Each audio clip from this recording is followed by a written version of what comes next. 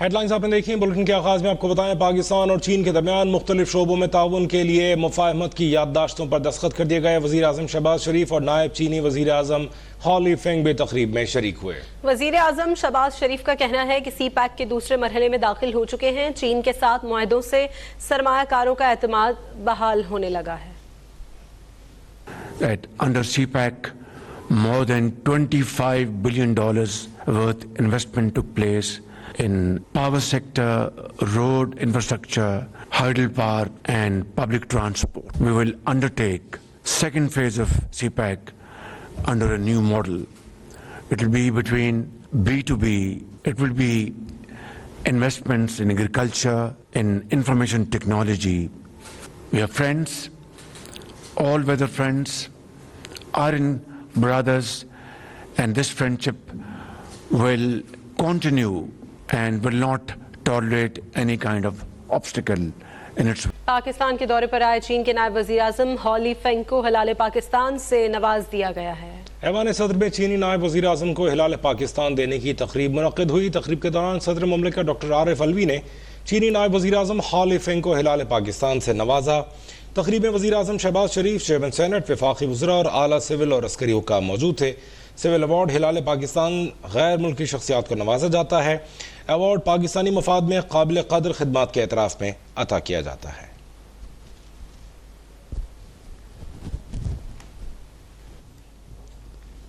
پاکستان چین اقتصادی راہداری سی پیک معاہدے کے 10 سال مکمل ہو گئے، جس کا جشن منانے کے لیے دونوں ملکوں میں خصوصی تقریبات کا اہتمام کیا جا رہا ہے۔ اسلام آباد میں ہونے والی تقریب میں چین کے نائب وزیر اعظم ہاؤ لی فینگ بطور مہمان خصوصی شریک ہوئے۔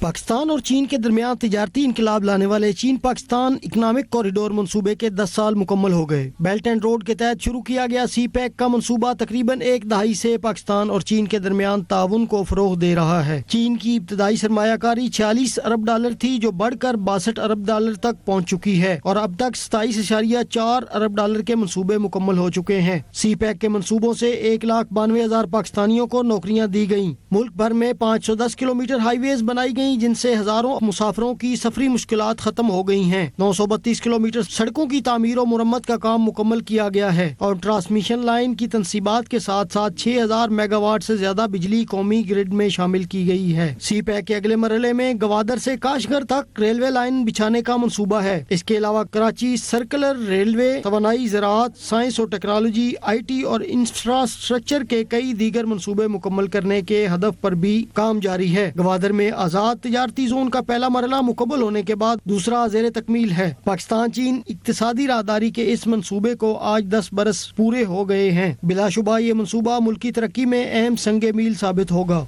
وزیر خزانہ اسحاق ڈار کہتے ہیں پاکستان کے معاشی اشاریہ بہتری کی جانب گامزن ہے۔ یقین ہے کہ پاکستان کی معیشت بہت جلد مستحکم ہو جائے گی۔ انہوں نے بینک آف چائنا اسلام آباد برانچ کی افتتاحی تقریب سے خطاب کرتے ہوئے کہا کہ نواز شریف نے چینی قیادت سے مل کر سی پیک منصوبہ شروع کیا۔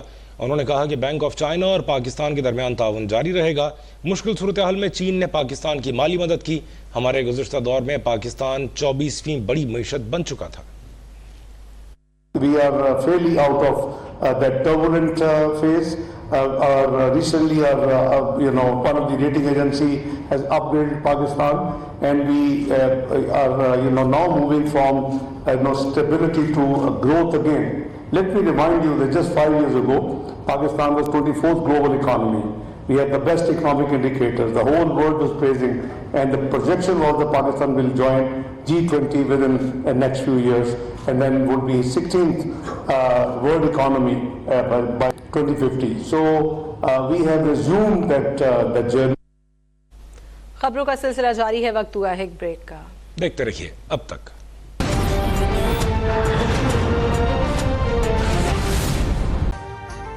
ابھی سبسکرائب کریں تاکہ کوئی خبر رہ نہ جائے۔